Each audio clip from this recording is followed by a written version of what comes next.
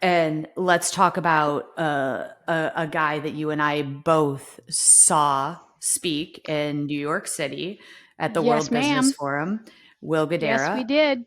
And he wrote a book called, what was it called? Unreasonable Hospitality. And I'm reading that book right now, Crazy.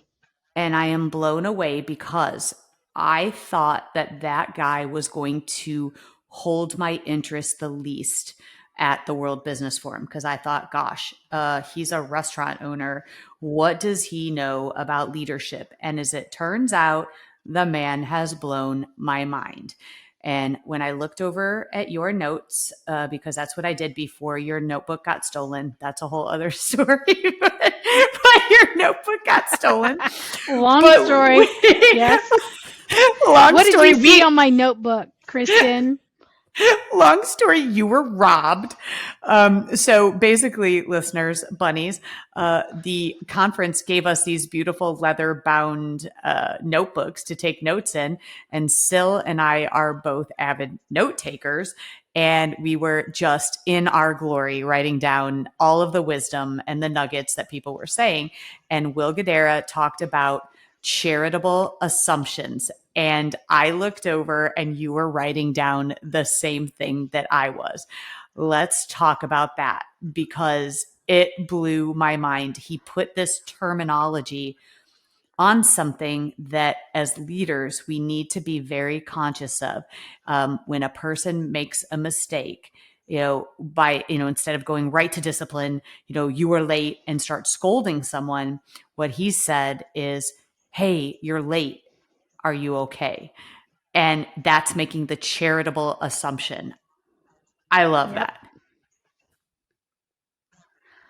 Yes. And you know what, Kristen? Just this morning I was speaking to a friend of mine. I decided I'm calling her instead of texting because I'm thinking about her. And we had this long conversation about her daughter and her daughter getting her driver's license and all these things. And she was talking about, well, I give her grace. And I said, I told her just this morning, I said, you know what?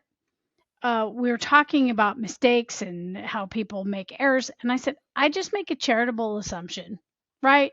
And she said, what?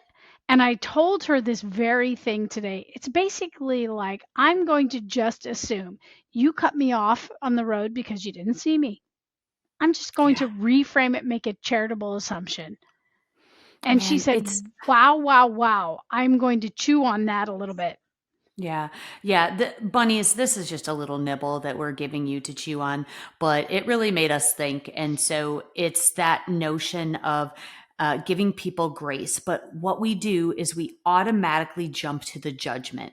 We automatically jump to the emotion. You cut me off, therefore I am pissed at you. How many Yep. times has it happened where someone has cut you off and then you catch up to them and they're literally going, I'm so sorry. I'm so sorry.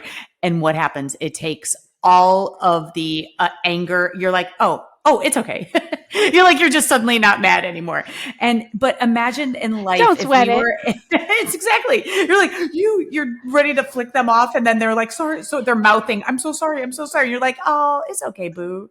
So it's this idea that we offer people grace. And when someone is being an asshole, there is something perhaps bigger there. Maybe they're just an asshole, but let's make the charitable assumption that something has gone wrong in their lives for them to, act out, insert whatever they have done to be rude or what have you, or even, where they have shown up late or said or done something. I don't know. It's a great way Right. to reframe things that happen to us in life. So I don't know. Just something worth Yeah, mentioning. no doubt. Yeah, and I'm reading this note. It says this: empathy is the ability to put ourselves in the shoes of another, to understand what someone else is experiencing and to reflect back understanding. And I've really come to learn that developing empathy is a prerequisite to compassion, and compassion, it's not a virtue. It's a commitment. And so if we really subscribe to your Will Gadara charitable assumption, the charitable, it's resonating in with me quite a bit. How might making a charitable assumption about the actions of another reframe the way we hold space with them and interact with them. Yeah, and even complete strangers, whether it be strangers or even our loved ones, is make the charitable assumption that they're going through something.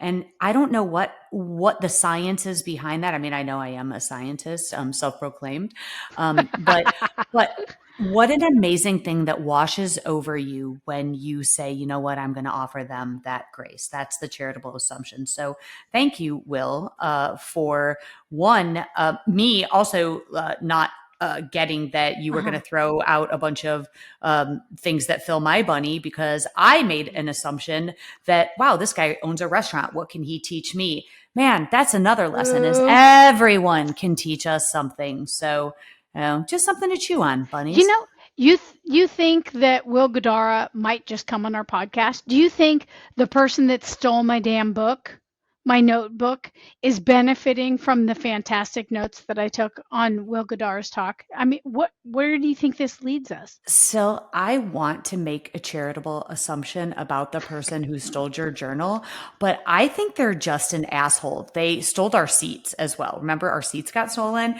and Yeah. yeah. So I think they stole your notebook, and I think they're benefiting Hmm. from it. They're probably selling it and profiting from it. So those guys are assholes, and I'm not making a charitable assumption about them. Okay, so your work in progress. It's little micro commitments.